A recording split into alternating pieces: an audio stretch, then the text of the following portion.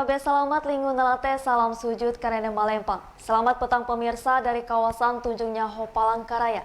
Jurnal TV kembali hadir untuk mengisi ruang jeda informasi Anda. Sejumlah berita aktual seputar Kalimantan Tengah telah kami rangkum untuk Anda. Dan bersama saya Ririn Fitia, inilah berita selengkapnya untuk Anda.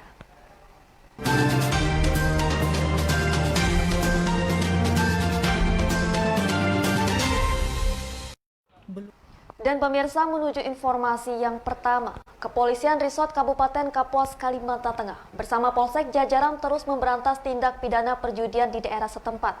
Satu persatu pelaku judi pun ditangkap.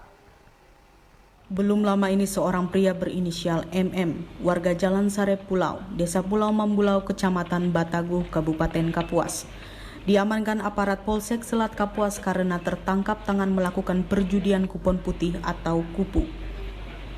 MM diamankan oleh aparat Polsek Selat pada Rabu 15 Oktober 2020 sekitar pukul 12:15 waktu Indonesia Barat di rumahnya di Jalan Sare Pulau, Desa Pulau Mambulau, Kecamatan Bataguh, Kabupaten Kapuas. Kapolsek Selat AKP Aris Setiono mengatakan tersangka MM diamankan di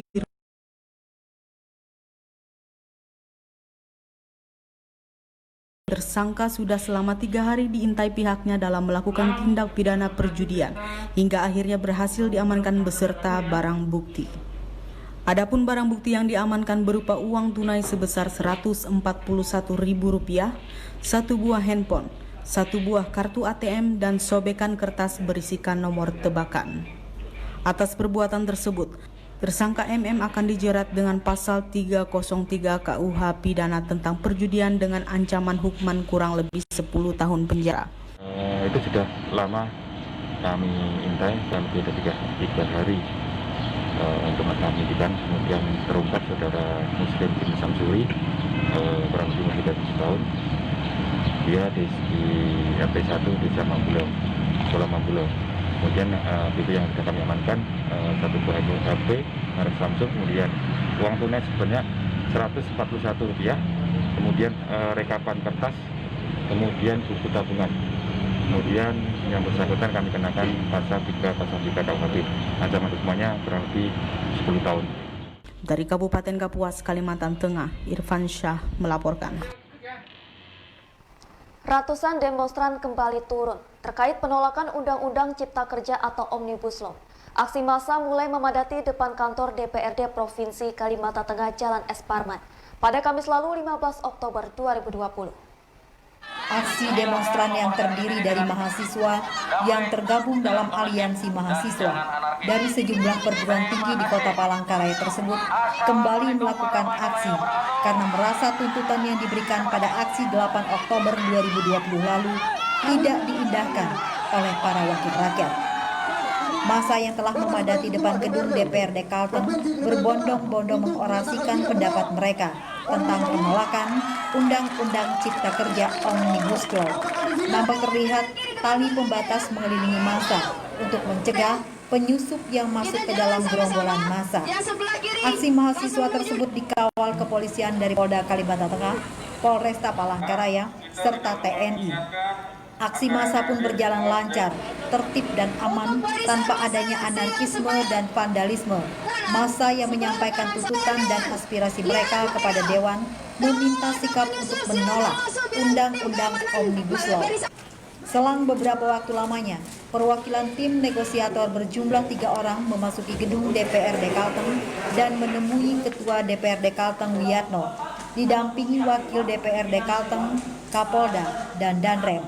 Usai melakukan pertemuan, Wiyatno menyampaikan permintaan kepada tim negosiator untuk memanggil Ketua Aliansi Mahasiswa untuk menghadap ke ruang rapat untuk berdiskusi bersama dan mendengarkan langsung poin-poin tentang penolakan Undang-Undang Cipta Kerja Omnibus Law.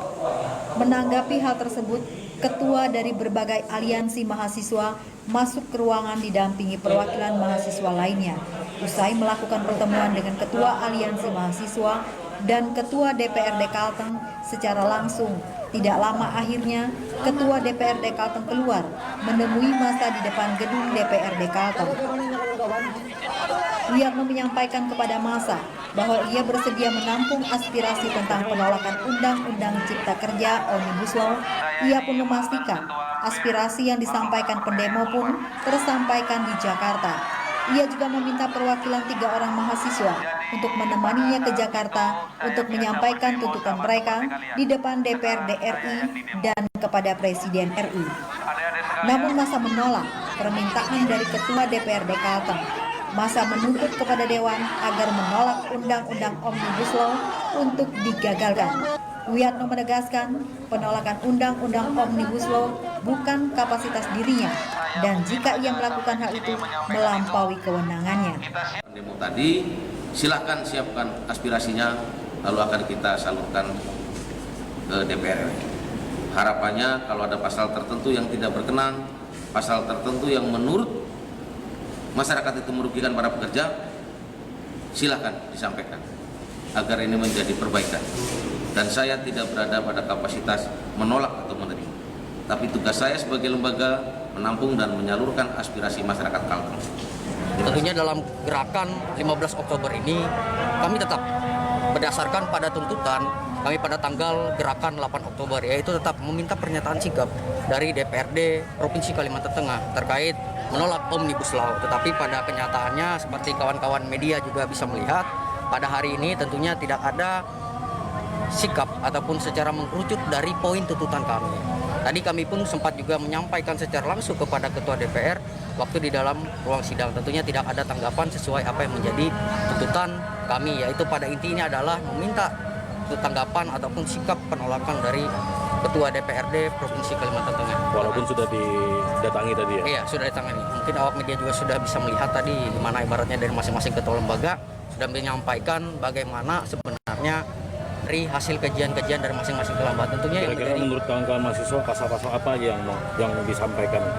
Tentunya tadi ya untuk terkait pasal tentunya kami tadi di dalam suatu forum diskusi ataupun bersama Pak DPR tadi ada 2 hal yang memang menjadi poin kritik kami adalah uji formil dan materialnya. Nah, terkait tadi masalah pasal-pasal yang bermasalah itu mungkin kami akan sampaikan untuk kajian realnya.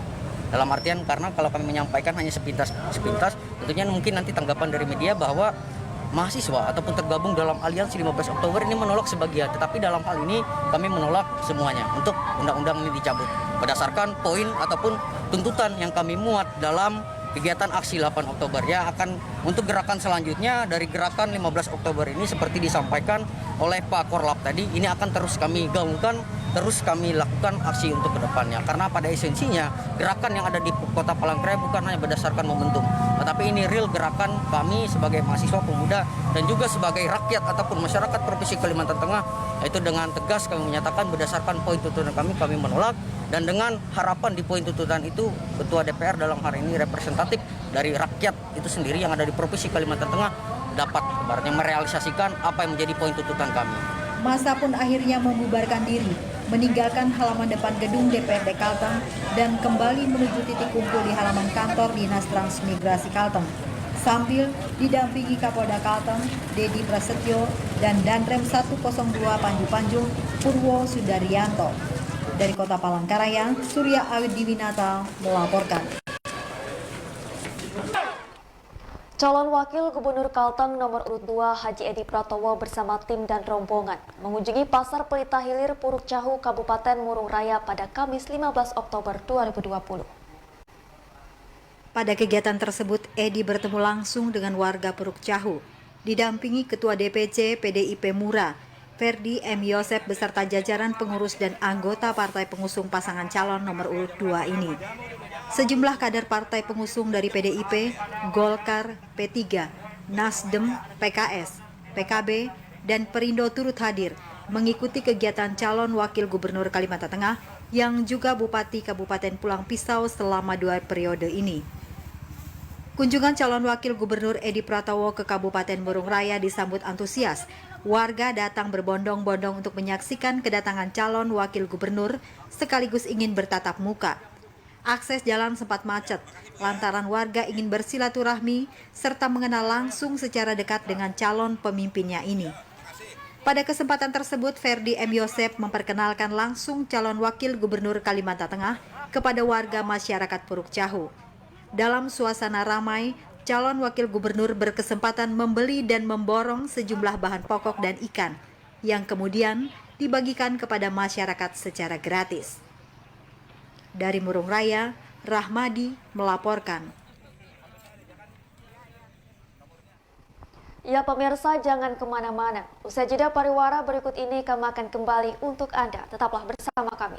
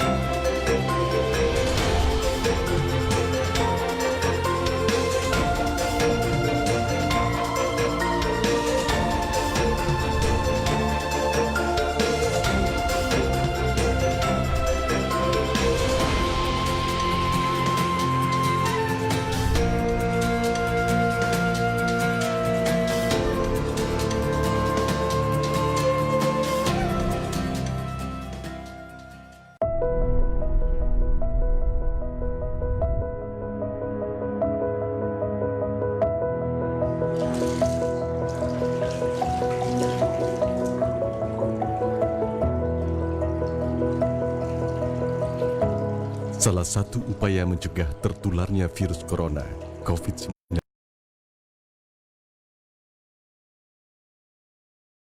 tangan dengan cara yang benar secara berkala. Tidak perlu takut. Dengan budaya hidup bersih dan sehat dan senantiasa berdoa kepada Yang Maha Kuasa, insya Allah kita akan terhindar dari bencana, khususnya virus corona COVID-19. Masyarakat Kalimantan Tengah, mari hidup bersih dan sehat.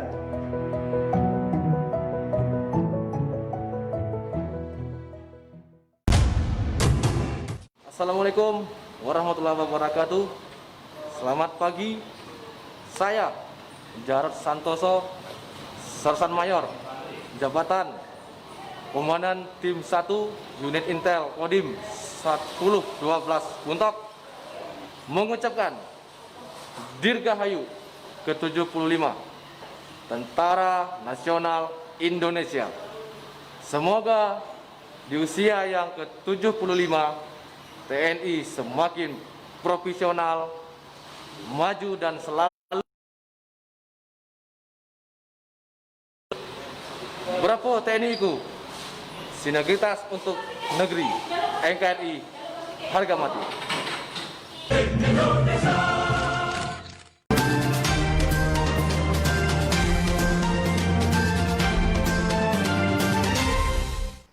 Ya pemirsa, terima kasih Anda masih bersama kami. DPRD Kota Palangkaraya kembali menerima kunjungan DPRD Kota lain. Dan dalam kunjungan kali ini berasal dari DPRD Kota Banjarbaru. Dalam kunjungan yang dilaksanakan pada Kamis 15 September 2020 ini, DPRD Kota Banjarbaru disambut hangat di ruang paripurna DPRD Kota Palangkaraya guna membahas mengenai tes CPNS yang dilangsungkan selama pandemi COVID-19. Dewan Perwakilan Rakyat Daerah atau DPRD Kota Palangkaraya terima kunjungan kerja dari Wakil Rakyat Kota Banjarbaru pada Kamis 15 Oktober lalu. Kedatangan DPRD Kota Banjarbaru berkunjung ke DPRD Kota Palangkaraya bertujuan untuk sharing membahas tentang kegiatan tes CPNS atau tes untuk menyeleksi calon pegawai negeri sipil di masa pandemi COVID-19. Anggota DPRD Kota Banjarbaru ini disambut hangat di ruang paripurna DPRD Kota Palangkaraya. Ahmad Nur Irsan, Ketua Komisi 1 DPRD Kota Banjarbaru, Bidang Hukum, Pemerintahan dan Kesejahteraan Rakyat mengungkapkan, kunjungan ini mendalami proses yang dilakukan. Mengingat tes CPNS tahun 2019 yang mundur hingga 2020 dan tes CPNS tahun 2020 yang ditiadakan. Ahmad Nur Irsan menambahkan, melalui kunjungan ini pihaknya mendapatkan evaluasi mengenai verifikasi informasi yang bisa dilakukan oleh pusat atau yang lainnya. Hal ini dikarenakan pada tes CPNS Kota Banjarbaru mengharapkan hal yang diusulkan daerah dapat diakomodir oleh pemerintah pusat. Ya, alhamdulillah kita mendapatkan informasi terkait dengan bagaimana proses verifikasi informasi yang diusulkan dari daerah, apakah akan diverifikasi oleh pusat atau bagaimana, karena kondisi bencana buruk kan kami mengharapkan sebenarnya apa yang diusulkan daerah itu bisa diakomodir betul oleh pusat Kemenpan. Kenapa? Karena kondisinya kita ini betul-betul memerlukan di bawah. Diharapkan melalui kunjungan ini baik DPRD Kota Banjarbaru maupun DPRD Kota Palangkaraya dapat saling bertukar informasi agar dapat sama-sama membawa manfaat bagi daerahnya masing-masing. Dari Palangkaraya, Kalimantan Tengah, Adisti Nugraheni melaporkan. Dewan Pengurus Daerah Komite Nasional Pemuda Indonesia Kabupaten Barito Timur Provinsi Kalimantan Tengah menggelar musyawarah daerah 4 untuk menentukan kepengurusan periode 2020 hingga 2023. Kegiatan musda tersebut dibuka langsung oleh Bupati Barito Timur, Ampera Ayemebas. Turut hadir Ketua DPD KNPI Kalteng, Rahmat Handoko, Wakil Ketua DPRD Bartim, Arianto S. Muller, pengurus organisasi kepemudaan dan undangan lainnya di Gedung Pertemuan Umum Mantawara Tamiang Layang Sabtu 17 Oktober 2020. Dalam sambutannya, Bupati Barito Timur Ampera Ayemebas menyampaikan, selaku pemuda hendaknya selalu menjadi yang terdepan dalam setiap prakarsa pembangunan di segala bidang, terutama setiap bidang pembangunan yang menyentuh seluruh sektor pembangunan yang berpihak kepada rakyat, dan tentunya bisa bersinergi dengan pemerintah daerah. Pada musda DPD KNPI Barito Timur ke-6 tersebut terpilih secara aklamasi Adi Mula Nakalelo Agaru untuk periode 2020-2023.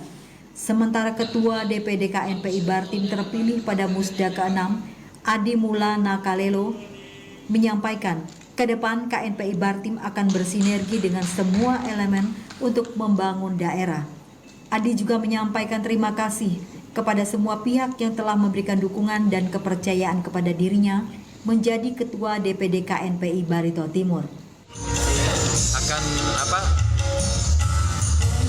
jalannya organisasi kan memang harus sampai waktunya, berarti kan ada musyawarah, pergantian dan sebagainya. Ya, artinya saya berharap dengan kepengurusan yang baru ini bisa mengayomi organisasi kepemudaan khususnya di Barito Timur. Nah, bagaimana bagian mengayomi juga membimbing artinya kepemudaan ini supaya lebih kreatif dan mereka kan supaya bisa disalurkan energi mereka yang khusus kepemudaan ini. Bagaimana kita bisa menjadi pemuda yang kreatif, progresif, yang bisa memberdayakan kegiatan yang positif lah untuk Kabupaten Barito Timur. Bisa sedikit disebutkan program atau visi misi prioritas yang saat Anda menjadi Ketua MPI? Pertama itu mungkin kita akan prioritaskan yang pertama itu bidang pertanian. Coba kita juga buka relasi sama pemerintah, semoga ada dukungan dari pemerintah juga. Terakhir, harapan ke depan untuk KNPI Bartim bisa terorganisir. Dari Kabupaten Barito Timur, Kalimantan Tengah, Ahmad Fahrizali, Haji Suryansah melaporkan. Dalam dunia pendidikan, sarana dan prasarana menjadi sektor pendukung yang sangat penting untuk digunakan dalam meningkatkan pemahaman siswa-siswi terhadap pembelajaran. Dan salah satunya adalah laboratorium. Namun sayangnya hal ini tidak dapat dinikmati SMP Negeri Palangkaraya, yang kondisi sekolahnya sangat memprihatinkan, ditambah laboratoriumnya yang rusak total. SMP PGRI Palangkaraya yang berlokasi di Jalan Putri Junjung Buih 3, Kota Palangkaraya, merupakan salah satu sekolah yang dikelola oleh Persatuan Guru Republik Indonesia. Sama seperti sekolah lainnya, SMP PGRI juga melakukan kegiatan belajar mengajar seperti biasa sebelum masa pandemi COVID-19. Berbagai kegiatan dilakukan mulai dari materi, praktikum, hingga evaluasi belajar. Namun hal berbeda ketika kita sampai di ruang praktikum atau laboratorium yang biasa dimiliki sekolah menengah lain di Kota Palangkaraya. Dina Margareta, Kepala Sekolah SMP PGRI Kota Palangkaraya, mengungkapkan keprihatinannya terhadap guru dan siswa-siswi yang tidak dapat melakukan praktikum di laboratorium. karena fasilitas laboratorium yang rusak total dan tidak bisa digunakan. Laboratorium SMP PGRI hancur total. Ya, Mbak bisa melihat sendiri ya keadaannya memang tidak bisa digunakan sama sekali. Nah, terus yang kedua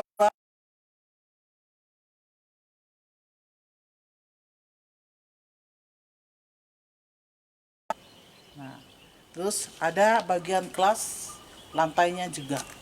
Nah, yang semuanya mengkhawatirkan, prihatin lah kita melihatnya.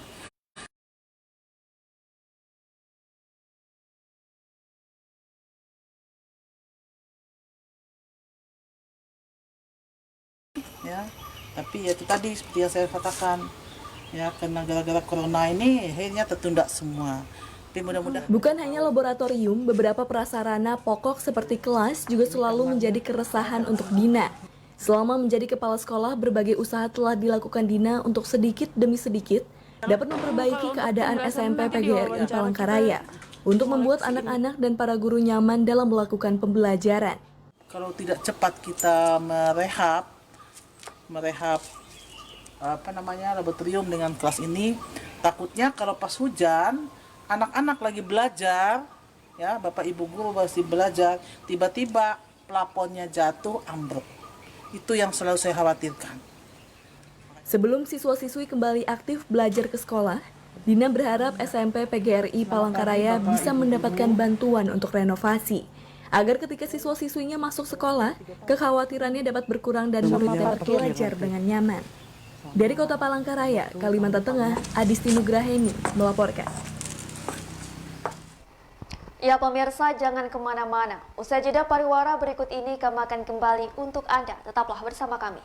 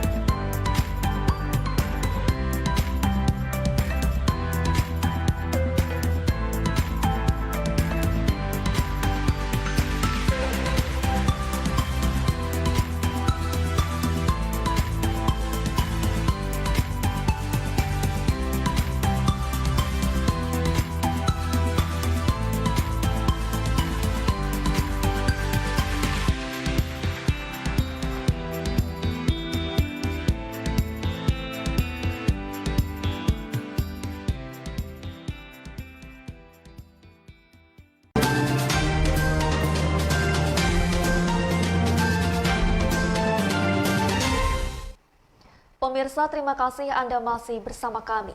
Sebanyak 93 personil anggota polisi disiagakan Polres Barito Utara, Kalimantan Tengah dalam mengamankan pemilihan kepala daerah serentak tahun 2020. 93 personil anggota polisi disiagakan Polres Barito Utara, Kalimantan Tengah dalam upaya mengamankan pemilihan kepala daerah serentak tahun 2020. Anggota polisi ini juga disebar di sejumlah titik lokasi yang dianggap rawan terjadinya konflik pilkada. Kepala Bagian OPS Polres Barito Utara, Kompol Erwin Togar, saat apel gelar pasukan pengamanan di Mapolres setempat, Kamis sore menyatakan 93 personil itu akan diterjunkan di seluruh wilayah di Kabupaten Barito Utara. Selain itu, personil polisi ini akan dibantu aparat TNI dari Kodim 1013 Muara Tewe dalam mengawal pemilihan gubernur dan wakil gubernur Kalimantan Tengah tahun 2020 hingga selesai. Selain ditempatkan di titik lokasi, anggota polisi juga disebar di sejumlah titik yang dianggap rawan terjadinya konflik pilkada. Erwin juga menekankan selama kegiatan pastikan penerapan protokol kesehatan COVID-19 dilakukan oleh personil maupun kepada para pendukung agar tidak muncul kasus baru. Dan mungkin bisa jelaskan berapa personil yang akan diterjunkan? Yang jelas kalau untuk personil kampanye itu ada 93 orang, di mana kita di sini bertanggung jawab dengan wilayah hukum Polres Barito Utara, sehingga apapun kegiatan kampanye yang ada di wilayah kita itu tanggung jawab kita untuk keamanannya. Dari Barito Utara, Mardedi Fatur melaporkan. 69 orang anggota Badan Permusyawaratan Desa dari 11 desa diambil sumpah dan janjinya di halaman kantor Kecamatan Lahai Barat, Kabupaten Barito Utara, Kalimantan Tengah, setelah ditetapkan pada Kamis pagi 15 Oktober yang lalu. Pengambilan sumpah janji anggota BPD periode 2020 sampai 2026 dilakukan oleh Camat Lahai Barat, Kastanto, pada Kamis pagi dihadiri Kepala Bidang Pemerintahan Dinas Sosial Pemberdayaan Masyarakat Desa, Samsul Astori Jaya, Wakapolsek Lahai, Ibda Nanang Kiswandi, serta Kepala Desa sekecamatan Lahai Barat dan sejumlah undangan. Camat Lahai Barat, Kastanto, meminta anggota BPD yang sudah dilantik untuk memegang teguh sumpah janji yang telah diucapkan. Sementara, dalam melaksanakan tugas mereka diminta senantiasa meningkatkan sinergitas dengan pemerintah desa. Anggota BPD juga diharapkan mampu menjadi jembatan utama yang menghubungkan pemerintah desa dengan masyarakat demi kemajuan dan kesejahteraan masyarakat desa. Penekanan saya dengan telah dilaksanakannya pengambilan atau pengucapan sumpah janji ini, ya kegiatan-kegiatan apa yang menjadi kewajiban-kewajiban mereka ya harus segera ditindaklanjuti, ya itu dengan semangat sesuai dengan apa yang mereka sebutkan di lapal-lapal dalam pelaksanaan sumpah janji tersebut. Karena ini sudah menjadi kewajiban itu ya bagi pejabat beliau termasuk seluruh anggota BPD yang telah melaksanakan tugas. Dan tidak kalah penting juga mereka melaksanakan sinkronisasi ya dalam pelaksanaan pembangunan di desa masing-masing. Artinya bekerja sama, menciptakan hubungan yang harmonis antara BPD dan juga dengan pemerintah desa dan juga lembaga-lembaga desa yang lainnya. Sementara itu, Kepala Bidang Pemerintahan Dinas Sosial Pemberdayaan Masyarakat Desa Kabupaten Barito Utara, Samsul Astori Jaya mengatakan, setelah diresmikan anggota BPD diberi waktu untuk segera menentukan struktur organisasinya. Kami tentu segera dilaksanakan tupoksinya sesuai dengan ketentuan yang berlaku, baik itu Permendagri 110, baik itu Perda dan Pergub. Tentu kami berharap paling lama 3 hari setelah pelantikan maka dilakukan pemilihan struktur BPD. Namun walaupun ada yang sudah terpilih, tetapi kami tetap menunggu berita acara hasil pemilihan mereka internal dan tentu penetapannya. Karena penting penetapan itu supaya kami tahu, oh si A, si B itu apa di keanggotaan mereka. Jadi untuk mempermudah koordinasi. Dari Barito Utara, Fadli Fatur melaporkan. Calon Wakil Gubernur nomor urut 2 mengukuhkan tim sukses pasangan Sugianto Sabran Edi Pratowo di Muara Teweh belum lama ini. Usai menggelar silaturahmi dialogis pasangan calon Wakil Gubernur Edi Pratowo bersama tim sukses Palangkaraya menyambangi pasar pertokoan Barito Permai Muara Tewe. Kedatangan Cawagup ini disambut antusias para pedagang dan warga sekitar. Calon Wakil Gubernur ini mengajak para pedagang berdiskusi usai memperkenalkan diri kepada para pedagang dan menyampaikan bahwa dirinya maju pada Pilkada 2020. Usai berdialog dengan warga dan pedagang tradisional di Pasar Ipu, Jalan Mangkusari, Kelurahan Melayu, Kecamatan Tewe Tengah, Muara Tewe, Kabupaten Barito Utara, Kalimantan Tengah, Edi Pratowo bersama tim ses melanjutkan ke acara pengukuhan tim pemenangan di Gedung Balai Antang. Memulai acara pengukuhan tim ses, Edi Pratowo beserta rombongan disambut dengan acara tari-tarian. Setelah menyampaikan kata sambutan dilanjutkan dengan pembacaan nama-nama yang tertuang di dalam surat keputusan masing-masing dari gabungan pengurus yang terdiri dari 10 partai pendukung dan pengusung, di antaranya Partai PDI Perjuangan, Golkar, Nasdem, PAN, PKB, dan PKS. Pada acara dan tempat yang sama atas nama pasangan calon Gubernur Kalimantan Tengah nomor urut 2 Sugianto Sabran dan Edi Pratowo juga mengukuhkan tim Batara Milenial dan tim Sadulur. Dari Barito Utara, Mardedi, Padli, Hetrosi melaporkan. Pemirsa jangan kemana-mana. Usai jeda pariwara berikut ini kami akan kembali dengan segmen Jurnal Desa. Tetaplah bersama kami.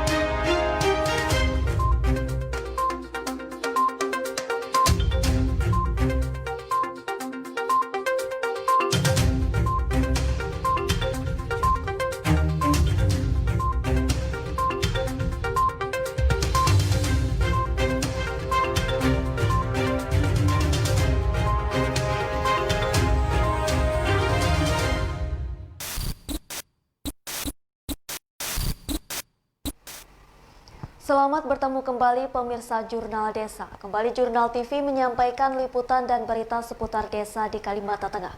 Dan kali ini berita hadir dari Desa Binakarya C1 Kecamatan Kapuas Murung, tepatnya di Kabupaten Kapuas, Provinsi Kalimantan Tengah.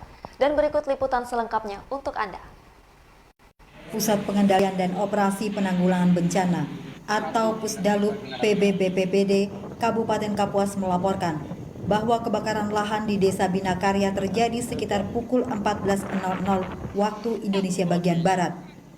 Upaya pemadaman dilakukan Badan Penanggulangan Bencana Daerah atau BPBD Kabupaten Kuala Kapuas bersama Damkar desa setempat hingga pukul 22.00 waktu Indonesia bagian Barat malam hari.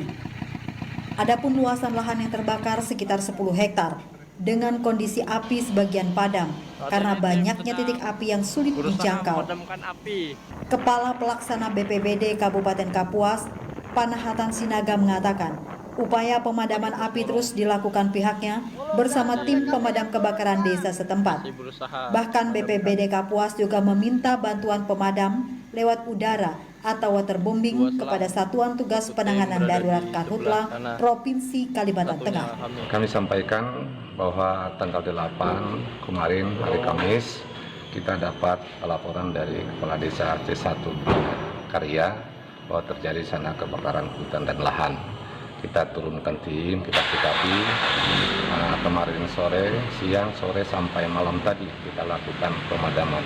Nah, untuk kondisi saat ini yang terbakar kemarin sampai malam sekitar 10 hektar. Dan pagi ini dilanjutkan lagi pemadaman karena tadi malam kita memblok supaya jangan meluas ke pemukiman. Nah, pagi ini kita lanjutkan, kita backup lagi tim naik untuk membantu tim yang sudah di lapangan dan sekalian kita meminta bantuan waterbombing karena lokasi sangat sulit untuk sebagian dijangkau. Dari Kabupaten Kapuas, Provinsi Kalimantan Tengah, Irfan Syah melaporkan.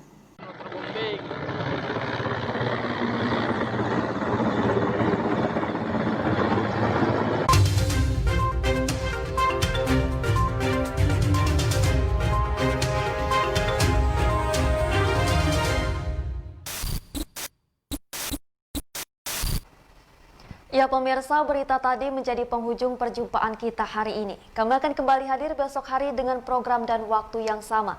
Akhir kata, saya Ririn Fitria mewakili kerabat kerja yang bertugas hari ini. Pamit undur diri dan sampai jumpa. Jurnal TV, One City, One TV.